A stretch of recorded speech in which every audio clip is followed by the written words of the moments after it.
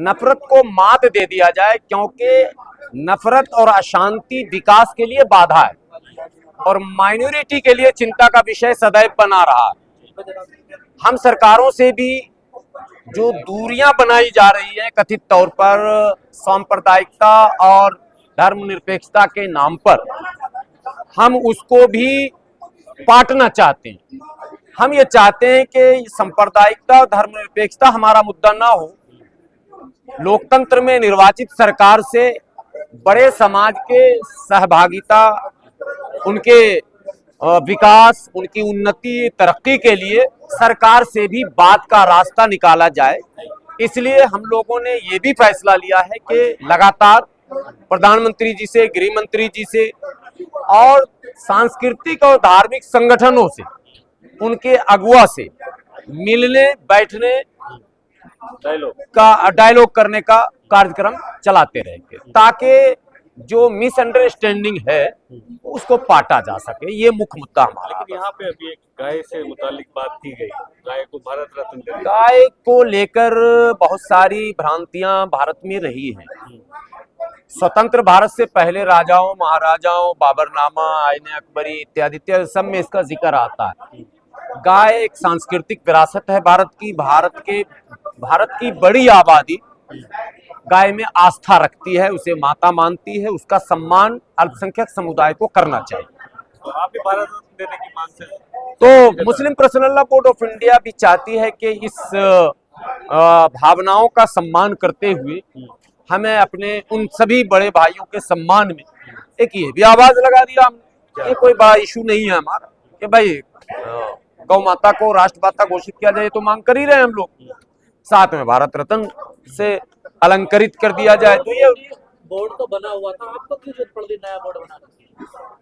देखिए, ये पर कुदरत का निजाम है कि वक्त और हालात को देखकर हमेशा नई नई चीजें होती रहती है। ट्रेनें चल रही थी, फिर एक्सप्रेस ट्रेन चलाई गई, फिर राजधानी चलाई गई, फिर वो वंदे भारत और फिर कितने भारत और सब चल रहे हैं नए नए। तो जब तमाम चीजें नई हो सकती हैं तो तंजीम भी हो सकता है उनका स्पीड कम होगा। समाज को ज्यादा स्पीड वाली गाड़ी की जरूरत है, जल्दी से पहुंचे। उनकी स्पीड ऐसी है कि 4 दशक में वो सरकार तक पहुंच ही नहीं पा रहे हैं। सरकार का विरोध करते करते पूरा एनर्जी लगा दिए। हम लोग चाहते हैं नहीं, तो हमारी अपडेटेड वर्जन है और इंशाल्लाह मुल्क की नई पीढ़ी जिस चीज को चाहती है उस पर यह संगठन खड़ा उतरेगा। नई पीढ़ी जिस तरह के संगठन की इच्छा रखती है, हम चाहते हैं कि Muslim personal law board of India उनकी वाली प्रॉपर्टी में भी आपका इन्वॉल्व रहेगा? नहीं, इंडिविजुअल कुछ भी नहीं है हमारा, पूरे माने पैन इंडिया काम। हम भारतीय समाज के सभी, चाहे आंध्रा हो, कर्नाटका हो, तेलंगाना हो, बंगाल हो, उड़ीसा हो, बिहार हो, झारखंड हो, आसाम हो, जहां जहां की जैसी जैसी समस्याएं हैं, उन समस्याओं में बेहतर क्या हो सकता है समाज हित में, राष्ट्र हित में, उसके लिए प्रयास किया जाएगा, सकारात्मक प्रयास। तो समस्या आपको गाय लग रही है ना सबसे बड़ी समस्या? नहीं, कई समस्याएं, उसमें एक ये भी है। समस्या नहीं, मस्जिद मदरसों पे बिल्डोजर चल रहा, वो समस्या नजर उस पर भी डायलॉग की जरूरत है। विरोध समस्या का समाधान नहीं है और विरोध प्रदर्शन का हमारा पुराना इतिहास रहा है। भारत का कोई मैदान बचा नहीं है जहां हमारे संगठनों ने विरोध प्रदर्शन न किया हो। परिणाम तो हुआ नहीं कुछ सामने, इसलिए विरोध छोड़कर नो विवाद, ओनली संवाद। बात समझ रहे हैं ना? सबसे बात, नफरत को मात, इस थीम के साथ आज पूरे दिन कार्यक्रम हुआ था। और अभी प्रेस कॉन्फ्रेंस में आपने सुना, हमारे राष्ट्रीय अध्यक्ष जी का संबोधन सुना आपने, राष्ट्रीय महासचिव साहब का संबोधन सुना। शॉर्ट में, संक्षेप में यही है कि हमको सबसे बात का रास्ता खोलना, दरवाजे खोलकर रखने हैं। किसी के लिए दरवाजा बंद नहीं।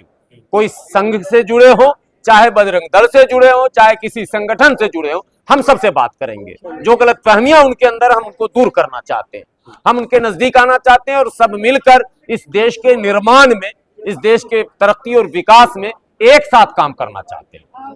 सरोज साहब, एक सवाल जो बार बार उठता है वो ये कहा जाता है कि यदि मतलब मुस्लिम पर्सनल लॉ बोर्ड जो है हमेशा संविधान के सामने खड़ा होता है, क्या ये आप मानते हैं? संविधान के सामने या संविधान के साथ? कहा जाता है सामने मतलब in front of constitution, against. अच्छा, तो मैं देखिए, मैं कोई आरोप किसी पर नहीं लगा रहा हूँ। आप सब पत्रकार, आप भी स्वतंत्र हैं, मैं भी वक्ता स्वतंत्र ही हूँ। कौन कहते हैं, क्या कहते हैं, इन सब चीजों को अब हम लोग नहीं देख रहे हैं। करना क्या है, होना क्या चाहिए, जरूरत क्या चीजें हैं, छूट क्या गई, चूक कहाँ हुआ, हम इस पर अब बहस कर रहे हैं।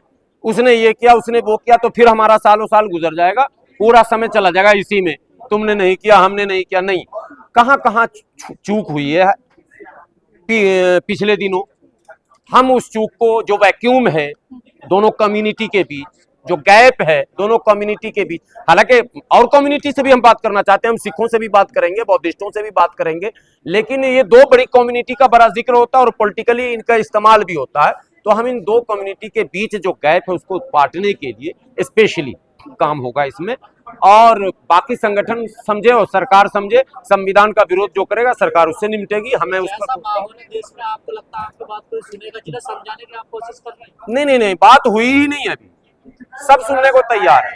ये भारत है, यहाँ सब बात करने के लिए तैयार हैं, बात की नहीं गई है, बात जब की जाएगी सब सुनेंगे। किससे गलती हुई है?